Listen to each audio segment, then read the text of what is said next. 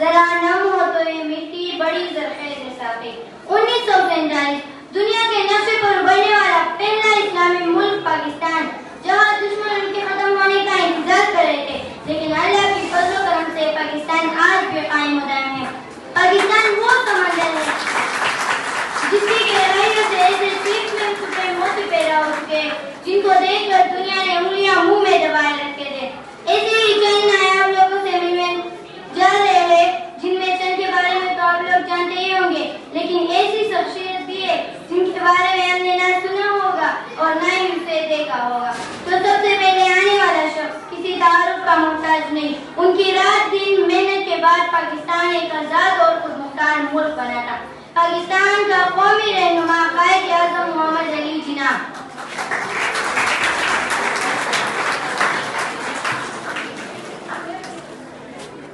میں آپ کی مذہبی امن ہونے کی تاکید کرتا ہوں. کام کام اور بس کام.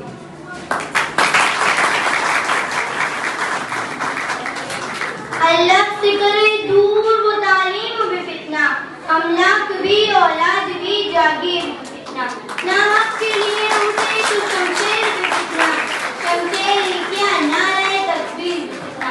قومی شاعر علامہ محمد اقبال، جس نے اپنے شاعری اور فلسفہ نے نوجوان میں ایک نیا روح پھونکا تھا، جس نے نوجوانوں کو شاہین کہہ کر ان کو منزل آسمان میں دکھائے تھے.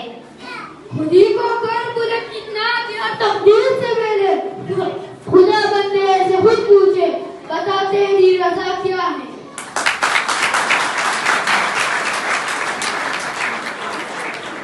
پاکستان اسلامی ملک تھا، لیکن 28 مئی 1998 کو یہ پہلا اسلامی ایک قوت بن گیا تھا. اس کو بنانے کا سہرا ہم بلا شبہ ڈاکٹر عبدالقدیر کے سر پر رکھیں گے.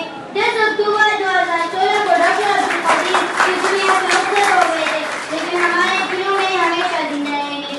سبھی اعزاز چھوٹے ہیں تیرے احسان کے آگے، سلام ہے میرے قائد تیرے ہمت و جرأت کو. بھلا یہ قوم تیرے حق میں کیا اعزاز رکھے گی، میرے محسن تیرے خدمت تجھے ممتاز رکھے گی. بڑی بڑی کام کرو، بڑی بڑی کام کرو، بڑی بڑی وعدے نہ کرو، کام سے ہی نام ہوگا.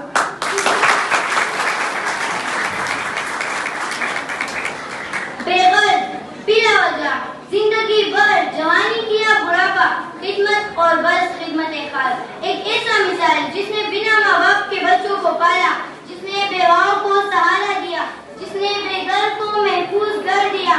خدمت کا لفظ ہو اور عبدالستار ایڈی کا نام ہو، ایسے زبان منہ میں رکھنا ہی نہ چاہتے. 8 جولائی 2012 کو ہم سے جدا ہوئے اور ایڈی فاؤنڈیشن کی بنیاد ایسی مضبوط کر دی کہ ان کے جانے کے بعد بھی وہی سلسلہ رکھا نہیں.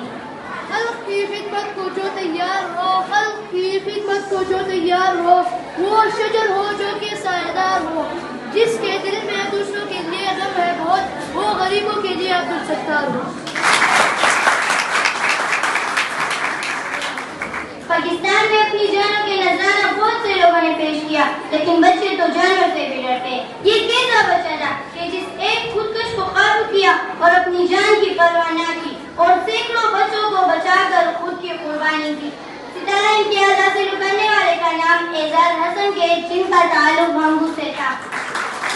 ہمیں اپنی جان سے زیادہ دوسروں کی جانوں کی حفاظت کرنا ضروری ہے اور اس کے لیے کسی قربانی سے دریغ نہیں کریں گے.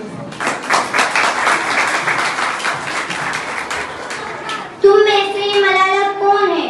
اور اشارہ دیکھ کر گولی چلا دی. وجہ صرف یہ تھی کہ وہ لڑکیوں کی تعلیم کو جاری رکھنا چاہتی تھی. اس نے تو کوشش کی تھی کہ ملالہ کو مار دیں گے، لیکن علم نے جان بچائی اور فوج سے تعلق رکھنے والی اس چھوٹی سی بچی نے 10 اکتوبر 2014 کو نوبل انعام حاصل کر کے دنیا کو حیران کر دیا. One child, one teacher, one book and one pen can change the world. دکھ سہے دوسروں کی خوشی کے لیے، جب کہے جا کر ہو تو اجالا ہو. یہ بڑی بات ہے آدمی کے لیے، خاک شمع ہوئی روشنی کے لیے. مریم مختار، وہ نام جس سے شاید بہت سے لوگ نہ آتے تھے. ایک بہادر خاتون جو پاکستان کی ہوائی فوج میں تھی. جہاز خراب ہونے کی صورت میں وہ اور اس کے اسکواڈرن لیڈر صاحب بابا سے کود بھی سکتے تھے، جان بچا بھی سکتی تھی، لیکن نیچے آبادی کی وجہ سے انہوں نے جان کی پرواہ نہ کی اور وہاں پر جہاز کو لے کر گئے جہاں ان دونوں کے علاوہ کوئی جانی نقصان نہیں ہوا۔ دیکھ تکبیر کا نعرہ تر و تازہ اٹھا، دیس پہ جان لٹانے کا تقاضا اٹھا، ہر طرف نور اتر آئے زمین پر دیکھ، سوئی جنت میں مریم کا جنازہ اٹھا۔ کامیابی کے لیے عمر نہیں ہمت چاہیے، محنت چاہیے، ارادے کی مضبوطی چاہیے، ارادے جن کی پختہ ہو، نظر جن کی خدا پر ہو، طلعت خیز موجی سے وہ گھبرائے نہیں کرتے۔ 9 سال کی عمر میں جب بچہ کھلونوں سے کہتی ہے، آقا کریم نے مائکروگراف سرٹیفکیٹ حاصل کیا۔ 10 سال کی عمر میں پائلٹ کا لائسنس حاصل کیا اور gains book of world record میں نام درج کیا۔ غیر معمولی ذہانت رکھنے والی یہ بچی کامیابیوں کے جھنڈے گانے جا رہی تھی کہ دل کی بیماری کی وجہ سے 16 سال کی عمر میں فوت ہو گئی۔ محنت، کوشش اور وفا کی خوبصورت زندہ رہتے ہیں، محنت، کوشش اور وفا کی خوبصورت زندہ رہتے ہیں، جن کو مرنا آ جاتا ہے اکثر زندہ رہتے ہیں۔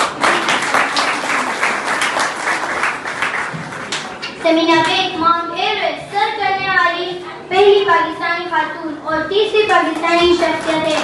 وہ 12 سال کی عمر میں یہ کارنامہ انجام دینے والی کم ترین مسلمان خاتون بھی ہے۔ پہلی پاکستانی خاتون ہے جن نے 7 فوجیوں کو سر کیا ہے۔ ایسے بہادر دھرتی کی بیٹوں کی پہچان بہت ضروری ہے۔ Women need opportunity and encouragement. If a girl can climb the mountain, she can do anything positive in her field of work. 6 دسمبر 2014 ملک کی تاریخ کا سیاہ ترین دن، دل کو ہلا دینے، خون کو گرما دینے، دماغ کو معاف کر دینے والا سانحہ پیش آیا۔ آرمی پبلک اسکول پشاور کے معصوم بچوں کو دہشت گردوں نے بے دردی صفا کی اور بے رحمی سے خون میں نہلا دیا۔ اسکول کی پرنسپل طاہرہ قاضی نے اپنی جان کا نذرانہ پیش کر کے بہادری، فرض شناسی اور قربانی کی اعلیٰ مثال پیش کی۔ کہا جاتا ہے کہ فوجی کمانڈوز آپریشن کے درمیان انہیں دہشت گردوں کے شکنجے سے بحفاظت باہر نکالنے میں کامیاب ہو گئے تھے، لیکن وہ یہ کہہ کر دوبارہ اسکول میں واپس چلی گئی کہ میں اپنے اسکول کے بچوں کو اکیلا نہیں چھوڑ سکتی، جن کے نتیجے میں درندہ صفت دہشت گردوں نے بے رحمی، صفاقی بربریت کا مظاہرہ کرتے ہوئے انہیں زندہ جلا دیا۔